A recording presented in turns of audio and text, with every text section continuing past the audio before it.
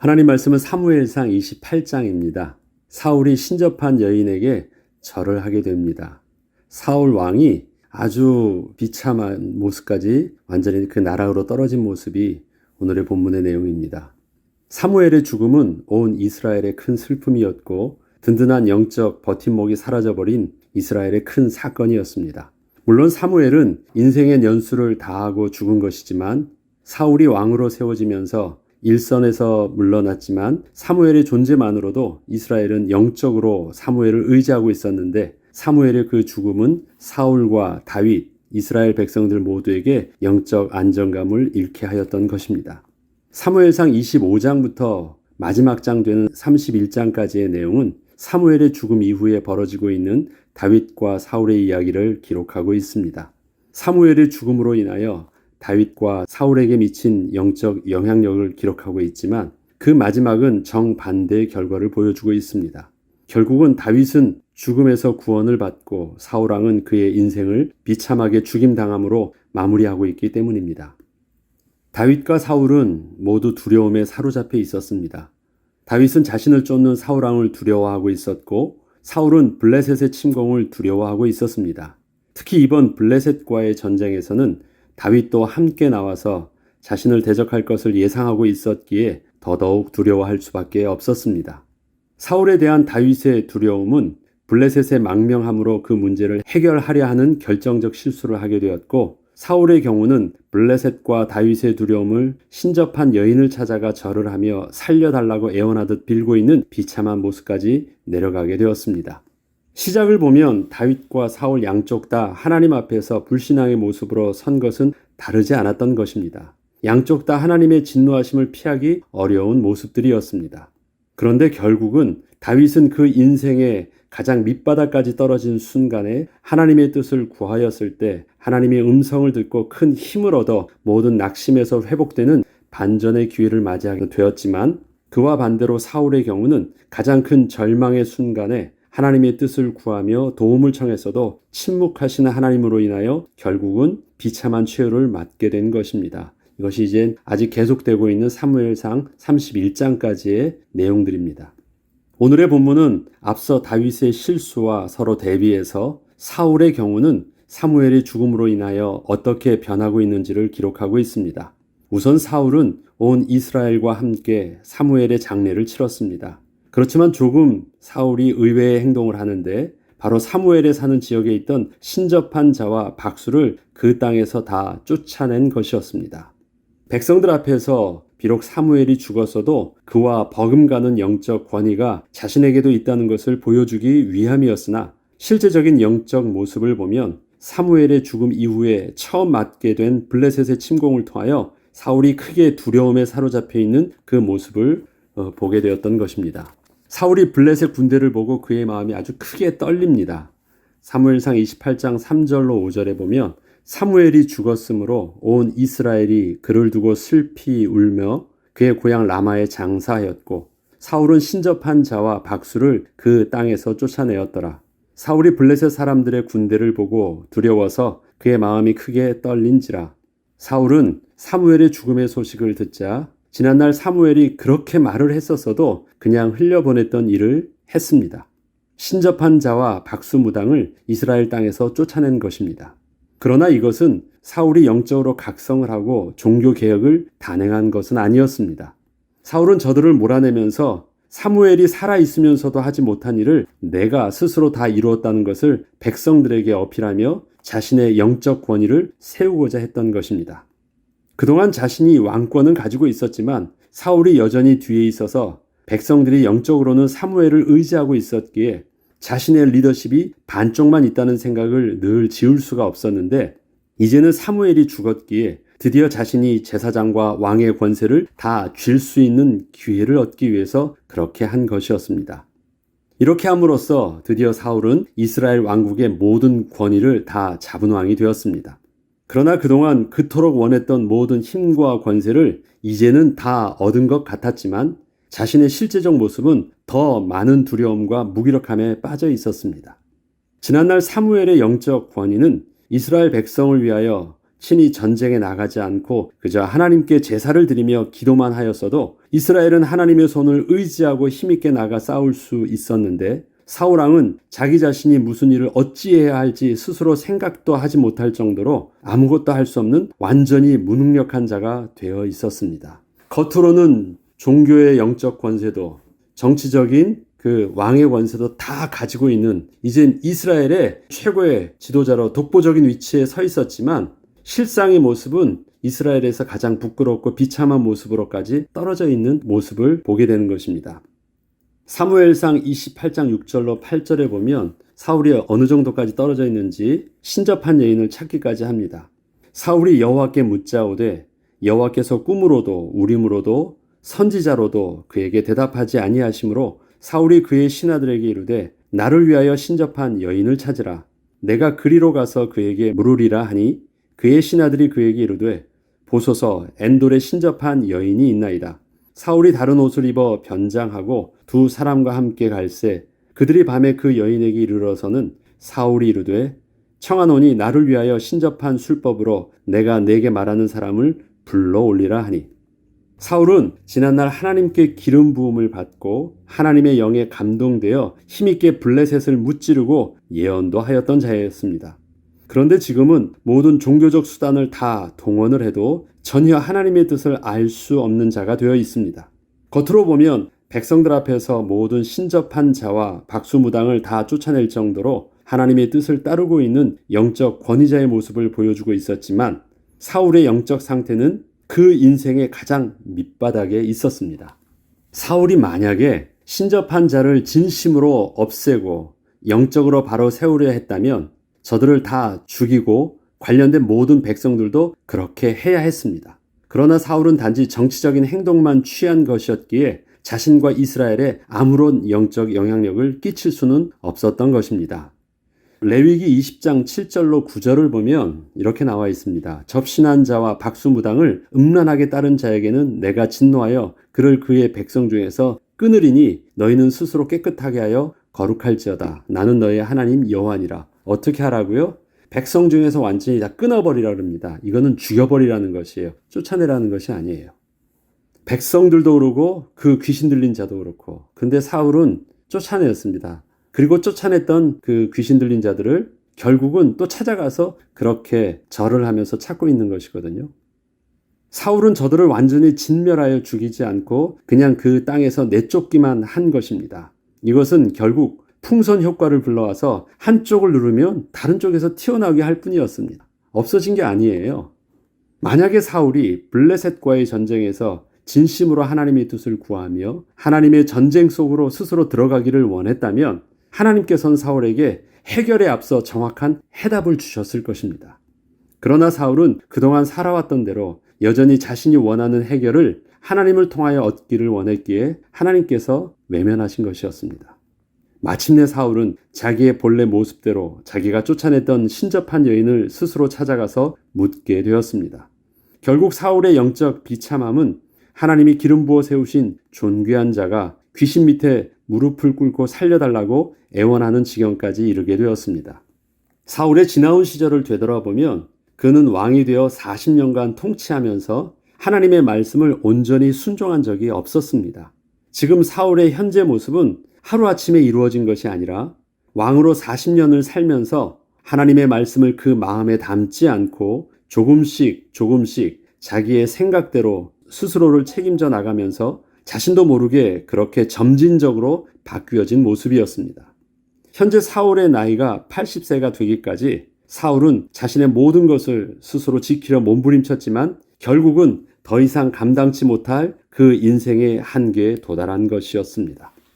사울의 심정은 이렇게 표현하고 있습니다. 나는 심히 다급하나이다. 근데 다윗의 마지막 장에 보면요. 다윗도 이렇게 심히 궁급하다라는 표현을 쓰고 있거든요. 그 죽음의 위기 앞에서 다윗도 심히 다급한 위치까지 갑니다. 이렇게 되기까지 사울과 다윗의 모습이 똑같았어요. 그런데 그 결정적으로 사울은 다급할 때 귀신 앞에 가서 무릎 꿇고 절을 하면서 살려달라고 했었고 다윗은 궁급하다고 할 때 그는 에봇을 가져와라 그러면서 하나님 앞에서 묻기를 시작합니다. 그리고 그것이 결정적으로 사울과 다윗의 큰 반대의 차이를 나가게 하는 것입니다. 여인이 이르되 내가 누구를 내게로 불러올리라 하니 사울이 이르되 사무엘을 불러올리라 하는지라. 사울이 그에게 이르되 그의 모양이 어떠하냐 하니 그가 이르되 한 노인이 올라오는데 그가 겉옷을 입었나이다 하더라. 사울이 그가 사무엘인 줄 알고 그의 얼굴을 땅에 대고 절하니라. 사무엘이 사울에게 이르되 내가 어찌하여 나를 불러올려서 나를 성가시게 하느냐 하니 사울이 대답하되 나는 심히 다급하나이다. 블레셋 사람들은 나를 향하여 군대를 일으켰고 하나님은 나를 떠나서 다시는 선지자로도 꿈으로도 내게 대답하지 아니하시기로 내가 행할 일을 알아보려고 당신을 불러 올렸나이다 하더라. 사울도 변명하긴 이렇게 합니다. 나도 하나님께 묻고 있다. 전에는 하나님의 음성을 누구를 통해서 들었습니까? 사무엘을 통해서 들었거든요. 그래서 자기가 직접 하나님께 물어도 대답하지 않으시니까 그동안 사무엘을 통해서 들었던 것처럼 그 신접한 여인에게 사무엘을 불러올리라고 말하는 거예요. 그리고 사무엘을 불러올렸고 사무엘을 통해서 음성을 듣는 것이에요. 겉으로 보면 자기도 하나님의 음성을 듣는 것과 다를 바 없는 모습이에요. 자기는 자기 스스로 그렇게 스스로를 속이고 스스로 타협해서 자기도 하나님의 음성을 어떻게 해서든 듣고자 한다라고 스스로 그렇게 변명하면서 듣고 있는 것입니다. 그러나 이것은 귀신을 쫓고 있는 어리석은 모습뿐이었습니다. 신접한 여인이 불러올린 귀신은 겉옷을 입은 노인의 모습을 하고 있었고 여인은 그렇게 자기가 본 귀신의 모습을 사울에게 설명하자 사울은 그 귀신이 자기가 찾던 사무엘인 줄 스스로 믿고 접신하고 있는 그 여인에게 절을 하며 마치 사무엘을 대하듯 그렇게 하고 있습니다. 지푸라기 하나라도 붙잡는 심정으로 무조건 그렇게 믿은 것이에요. 그러고 그렇게 그 말을 하나님의 음성으로 들으려고 한 것입니다. 지난날 진짜 사무엘에게도 그렇게 두려움의 예를 표한 적이 없었는데 지금은 귀신을 사무엘인 줄 믿으면서 그렇게 하고 있는 것입니다. 여인은 사무엘 흉내를 내면서 사울에게 왜 자기를 찾아왔느냐고 묻자 하나님이 자신에게 그 어떤 방법으로도 들려주시지 않으니 신접한 여인을 통해서라도 사무엘을 만나서 자기가 행할 일을 알아보기를 원하기 때문이라 말을 합니다. 이러한 사울에게 신접한 여인은 사무엘의 입이라 하면서 말을 해주기 시작합니다. 사울은 갈급함 속에서 귀를 열어 듣기 시작하였는데 그 귀신을 통하여 들은 말은 사무엘이 살아있을 때 여러 번 거듭해서 사울에게 이미 말했던 바로 그 내용이었습니다. 특별히 새로운 내용은 없었습니다. 그때 그 말씀을 온전히 듣지 않았던 것이 후회되는 내용을 그저 반복해서 말해준 것이었습니다. 다시 말해서 사울이 다 알고 있던 내용이었습니다. 17절에 나라를 내 손에서 떼어 내 이웃에게 다윗에게 주신다는 그 말씀은 사무엘상 13장 14절에 보면 이미 사무엘이 전하여 주었던 내용입니다. 지금은 왕의 나라가 길지 못할 것이라 여호와께서 왕에게 명령하신 바를 왕이 지키지 아니하였으므로 여호와께서 그의 마음에 맞는 사람을 구하여 여호와께서 그를 그의 백성의 지도자로 삼으셨느니라. 이미 말씀해 주었던 내용입니다. 이것을 사무엘상 15장 28절 29절에 한 번 더 말씀하시는데 사무엘이 그에게 이르되 여호와께서 오늘 이스라엘 나라를 왕에게서 떼어 왕보다 나은 왕의 이웃에게 주셨나이다. 이스라엘의 지존자는 거짓이나 변개함이 없으시니 그는 사람이 아니심으로 결코 변개하지 않으심이니이다. 이미 사울 왕에게서 뺏어서 주신다는 것을 다 말씀하셨던 것을 지금 귀신이 또 그렇게 말해주고 있는 것일 뿐이었습니다. 결국 지난날 사무엘을 통하여 들려준 이 내용들은 그때는 사울이 귀담아 듣지 않고 있다가 다 망한 후에 귀신을 통하여 다시 듣게 되므로 후회만 남게 되었습니다. 하나님의 말씀은 하나님의 구원의 때에 들려주실 때 가치가 있고 능력이 있습니다. 하나님의 구원의 때에 들려주시는 그 말씀을 그때 듣지 못한다면 하나님의 말씀은 더 이상 아무런 의미가 없는 것입니다. 우리에게 하나님께서 들려주시는 말씀은 지금이 구원의 때입니다. 지금이 기회입니다. 지금 우리가 생명이 있을 때 하나님의 말씀을 들려주실 때 지금 그 말씀에 믿음으로 반응하지 않으면 이 말씀은 아무런 가치가 없는 쓰레기가 될 것입니다. 다윗은 그 시간표를 잃어버렸습니다. 똑같은 내용이에요. 그런데 들어야 할 때 듣지 못했기 때문에 똑같은 내용이 지금 사울에게 있어서는 오히려 사울을 망하게 하고 낙심케 하고 후회하게 하는 그 일로만 빠지지 사울에게 소망이 되는 그 말씀으로 사울을 구원케 하지는 못하고 있습니다. 사실 그동안 하나님께서 사울을 떠나신 것이 아니셨습니다. 사울이 하나님이 주신 왕의 권세를 자신이 스스로 취함으로 하나님의 주권을 거부하고 그가 하나님을 떠난 것이었기에 하나님의 은혜의 기회를 다 잃게 된 것이었습니다. 만약에 그가 왕으로 재임하고 있을 때 사무엘을 통한 하나님의 말씀을 애통함으로 들을 수 있었다면, 겸손함으로 그 말씀을 듣고 회개할 수 있었다면 사울의 말년은 이렇게 비참하지 않았을 것입니다. 왜냐하면 다윗에게서도 실수는 있었고 실패도 있었거든요. 그런데 다윗은 하나님의 선지자를 통해서 또 말씀하실 때, 심지어는 이름 없는 여인을 통해서도 하나님의 말씀을 들려주실 때 그는 그 말씀을 귀담아 들을 수 있었기에, 그 시간표에 들을 수 있었기에 다윗은 구원함을 얻을 수 있었는데 사울은 그 시간표를, 그 기회를 잃었던 것입니다. 사울의 시작을 보고 그의 말년의 모습을 보면 도저히 상상이 안 가고 이해가 되지도 않습니다. 어떻게 기름 부은 왕이 어떻게 신접한 여인에게 나아가서 무릎 꿇은 정도가 아니라 얼굴을 땅에 대고 절을 할 수 있겠습니까? 왕의 신분으로도 그렇게 할 수 없고, 기름 부음 받은 하나님의 존귀한 자로는 더더욱 귀신에게 그럴 수 없는 일들을 사울은 그렇게 하고 있습니다. 시작과 끝을 보면 도저히 이해가 되지도 않고 상상되지도 않는 일들을 그렇게 하고 있는 것입니다. 절대 그렇게 바뀔 것이라고는 생각지도 못한 일들을 하고 있습니다. 그러나 우리의 삶의 현실 속에서 하나님의 말씀에 무관심하여 스스로 하나님을 떠나게 되면 자신도 모르는 사이에 조금씩 바뀌어져 가게 되어 결국 자기 스스로도 통제할 수 없는 영적 무능력과 무기력함 속으로 빠져들어 망하게 될 것입니다. 가랑비에 옷 젖는다는 말이 있습니다. 이 젖는 것이 어떻게 되는지를 모르다가 그렇게 젖는 것입니다. 여러분 또 이런 말 있죠. 개구리는 그 변온동물입니다.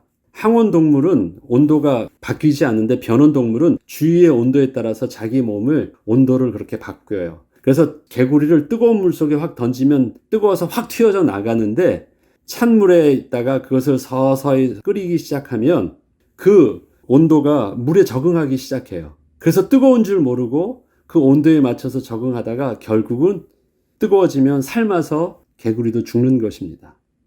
우리의 하나님의 자녀된 정체성은 바뀌면 안 되는 정체성입니다. 그런데 이것이 하나님의 말씀이 아닌 다른 것에 내가 말씀을 듣고 조금씩 바뀌게 되면 그때는 환경과 적응해서 자기가 별 문제 없는 것처럼 보이지만, 잘 적응하니까 서로 맞는 것처럼 보이지만 결국 개구리처럼 삶아 죽는 것이고 그 다음에 그렇게 비참하게 망하는 것입니다. 사울에게 있어서 중요한 건 시작과 끝이 아닙니다. 사울을 통해서 우리가 경계하면서 봐야 될 것은 그의 삶의 과정입니다. 그의 과정 속에서는 무엇이 없었습니까? 하나님의 말씀을 귀담아 듣는 그 영적 비밀이 없었습니다. 자기의 말씀을 옳은 대로 스스로 조금씩 바뀌었습니다. 할 때마다 어떻게 타협했냐면 이것이 하나님을 더 잘 섬기는 예다. 하나님을 거부한다고 말하지도 않았습니다. 하나님 말씀에 순종하지 않는 것도 아니었습니다. 그러나 하나님 말씀을 듣지 않고 스스로 재해석하거나 선택적으로 하나님 말씀을 취해서 그렇게 하다가 결국은 비참한 최후를 맞게 된 것이었습니다. 하나님은 오늘도 우리에게 하나님의 말씀을 계속 들려주시고 있습니다. 하나님의 말씀이 우리의 두 귀가 울리며 우리의 심령을 깨우는 말씀으로 늘 살아있고 운동력이 있는 그 말씀이 될 수 있다면 여전히 우리는 소망이 있습니다. 그런데 반대로 우리에게 있어서 하나님의 말씀이 우리에게 들려지지 않고 있다면, 우리에게 들려지는 말씀이 한 귀로 듣고 한 귀로 흘려지고 있다면, 우리의 두 귀를 울리지 않고 있다면, 우리의 마음에 그것이 담겨지고 있지 않다면 소망이 없습니다. 하나님 말씀을 듣는데 하나님 말씀이 내 귀에 들려지지 않는다? 아니면 내게 있어서는 드디어 옛날과 같지 않다. 나는 오늘도 그렇게 하고 있습니다 라고 생각하면서 나 괜찮습니다 말하지 않고 밥맛이 없는 것처럼 하나님의 말씀이 예전과 같이 나를 그렇게 반응하지 않게 하고 있다. 그러면 나 이상하다. 즉시 우리가 캐치할 수 있는 영적 민감성이 있어야 됩니다. 그러면 소망이 있습니다. 내가 오늘도 잘하고 있다, 잘못하고 있지 않다. 그것을 통해서 나는 문제없다 말하지 않고요. 말씀에 대한 나의 태도나 말씀을 반응하고 있는 나의 모습이 예전과 다르다 하면 긴장해야 됩니다. 예배를 드리는 모습도 마찬가지입니다. 예전과 다르다 보면 긴장해야 됩니다. 그러한 모습 속에서 우리의 모습이 오늘도 늘 지켜지는 은혜가 있길 주의 이름으로 축복합니다. 기도하겠습니다. 하나님 아버지, 하나님의 말씀이 여전히 내게 있어서 살아있고 운동력 있는 말씀으로, 생명력이 있는 말씀으로, 말씀이 육신이 되어 우리 가운데 거하시는 하나님의 음성으로 또 들려지면 나는 여전히 소망이 있습니다. 비록 내가 잘못하여 실수를 한다 할지라도 그 말씀이 나를 변화시키고 그 말씀이 나를 회복시키실 것이기 때문에 그렇습니다. 비록 아무 문제가 없어 보여도 내게 주님을 향한 나의 모습이, 예배가, 기도가, 말씀이 나에게 있어서 더 이상 나의 귀를 울리지 아니하고 깨어있지 않게 한다면 하나님, 나는 다시 하나님 앞에서 깨어있게 하시고 회복할 수 있도록 은혜를 구하는 영적인 민감성을 잃지 않게 하여 주시옵소서. 그래서 사울과 같이 소망이 없는 비참한 자로, 또 내 스스로도 컨트롤할 수 없는 무능력한 자로 망하는 자 되지 않게 하시고, 비록 인생에 많은 실패와 실수를 했었어도 결국은 하나님 앞에 존귀한 자로 주 앞에 주님 부르시는 그날까지 설 수 있었던 다윗과 같은 모습으로 우리의 인생이 그렇게 복을 얻는 은혜가 있게 하여 주옵소서. 감사드리며 우리 주 예수 그리스도의 이름으로 기도합니다. 아멘.